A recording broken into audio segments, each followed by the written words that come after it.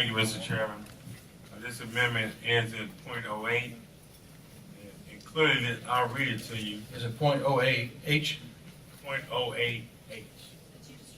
Has it been distributed? Yes, sir. Okay. All right. Distributed. Okay. And basically, Mr. Chairman, this amendment gives the local control that those elected officials want in the city of St. Louis. And very simple. As such appointment or selection shall have been approved by an ordinance of the governing body of the municipality, which shall include any city not within a county, town, village, or county in which the eligible project area is located. I think this is a great amendment. I think this amendment puts the local control back in place, and it makes sure that the alderman in that elected area has input, and I want to ask everybody to support the amendment. Discussion on the amendment? Representative? Inquire, Mr. Chair. Please. Thank you. Just briefly, Representative Hubbard, we've heard a lot of testimony today about some issues that are associated with programs in North St. Louis.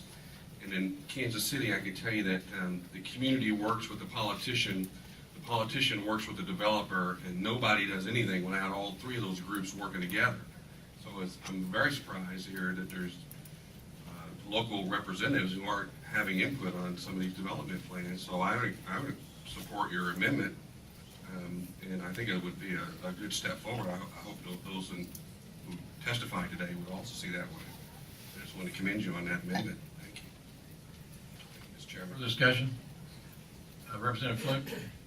Question for Representative Hubbard. Please proceed. I want to make sure I understand this because I was looking through the bill and it says municipal authority. It's true. And the municipal authorities are created by the legislative body of the municipality, the city council. The way I understand the way these municipal authorities can get set up. And is my understanding incorrect? You're correct. Okay.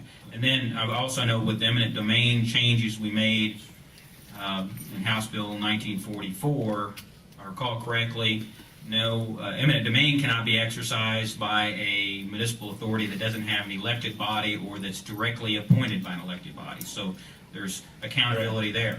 Okay, so I'm working through my head what the accountability measures are, and here's my concern. I guess I can voice this because I'm from Kansas City area, and I guess there's not going to be a lot of flack for me for voicing this because I'm not from St. Louis, so I'll just say it.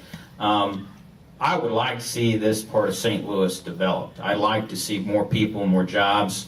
I'd like to see the schools better, all the good things that, I mean, if downtown St. Louis develops and does better, it's better for all of the state. A concern I have is that right now, my understanding of the history of land assemblage, that this was around as a Democrat-sponsored bill years before I ever came along here, and that the inner St. Louis politics and debates of its time is what kept it from moving forward both in the city and in this legislature.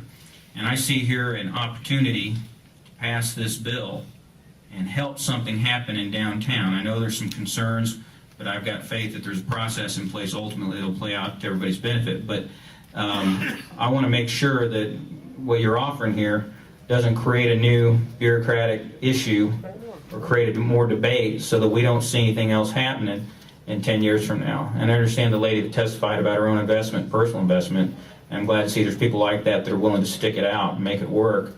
But at the same time, we've got to bring something else to the table at a bigger, larger investment. So and I want you to frame for me, with all that being said, that's my concern. I want you to help me to understand how this would operate in conjunction with what we've got under existing law. I think, gentlemen, if in order for this legislation to really prosper and bloom and get the necessary support that we need, it's important that we not only have input from the elected officials working with the developers, but more important than that we have input from community organizations that are joined here today.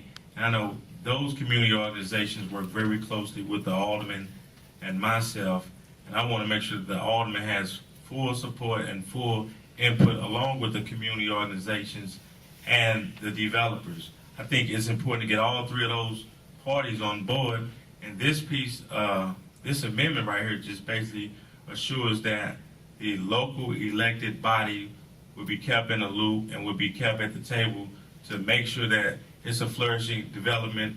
As you know, this government is for the people and by the people. And the constituents are the ones who we really listen to, not the local elected officials.